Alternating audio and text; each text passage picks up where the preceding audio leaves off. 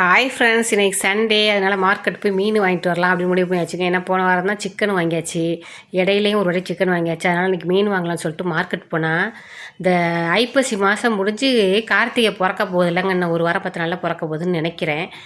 பார்த்தா மார்க்கெட்டில் அவ்வளோ கூட்டங்க. இது வரைக்கும் இது மாதிரி எம்ஜிஆர் மார்க்கெட்டில், அது மீன் மார்க்கெட்டில் இவ்வளோ கூட்டம் இருந்தது இல்லைன்னா அங்கே மீன் விற்றவங்களே பேசிக்கிட்டாங்க. பார்த்துங்க, சரக்கு வந்து கம்மியாக வேறு இறக்கியாச்சு, என்ன இவ்வளோ கூட்டம் இருக்குது அப்படிங்கிற மாதிரி அவ்வளோ கூட்டமாக இருந்துச்சுங்க. மீன் மார்க்கெட்டில், எம்ஜிஆர் மார்க்கெட்டில் அவ்வளோ கூட்டம்.